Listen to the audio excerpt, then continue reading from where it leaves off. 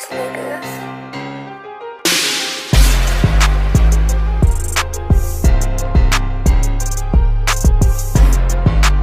What up, though? This your boy DOC, and welcome to another episode of the Doc Hicks Podcast. We got a very, very special guest on the platform today. Reuel, producer, beat maker, student of the game.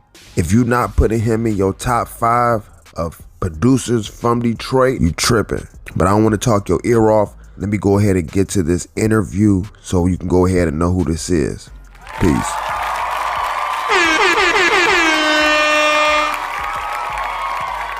What up, though? This your boy DOC, and I got a very special guest on the platform today. If you'd like to go ahead and introduce yourself and where you from. Yo, what's the deal? It's Mr. Reuel Stop Playing, biggest YouTube sensation. You know, I'm hailing from Detroit, 313. Detroit, stand up. Word, man.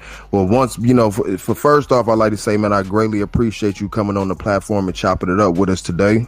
Oh no, it's an honor. I appreciate you for having me on.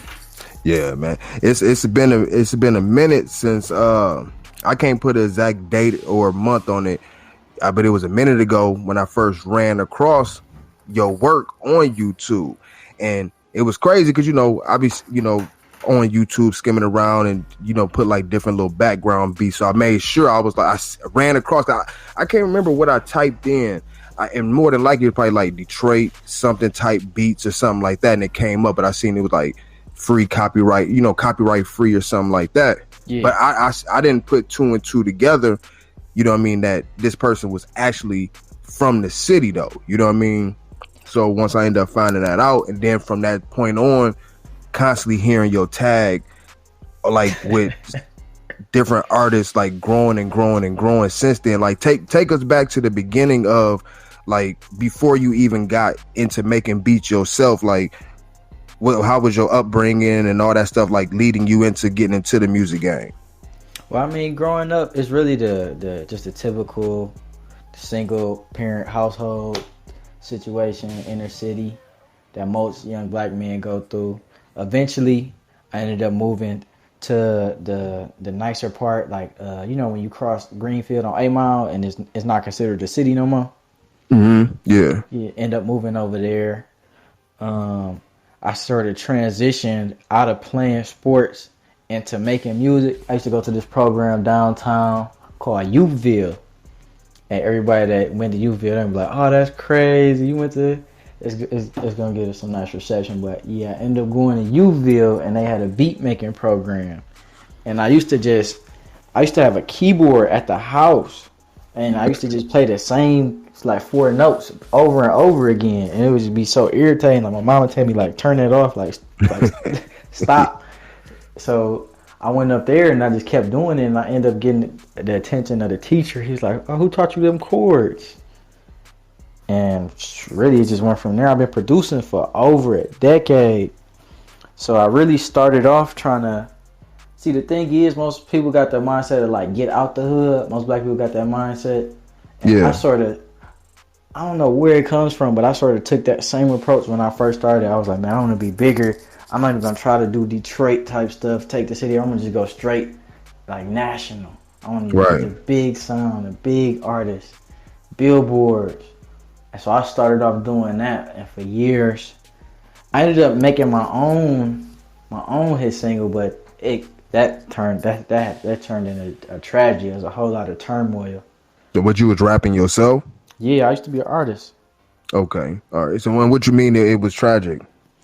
Well, you ever post something on YouTube and then you get a copyright claim?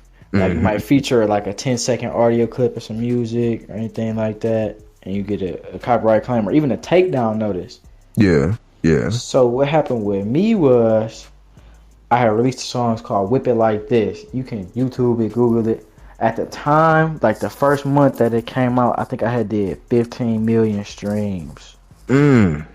So this was before the streaming era. This was like 2014. The streaming era had just started. So like people were still making decent money off of streams. It wasn't like a 14th of a cent. Right. So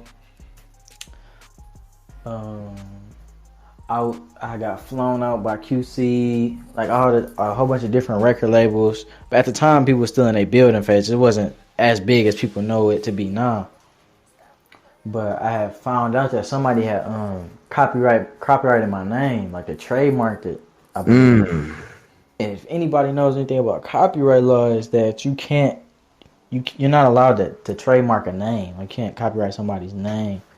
So I don't even know how they got that off, but I ended up getting my name copyrighted, and all my business ventures, since nobody was like vested in, like had anything, like no reservations as far as helping me out, like they were just able to take down all my stuff and sort of make it so I couldn't release music, and I ended up having to pay money back to them for a song that I put out.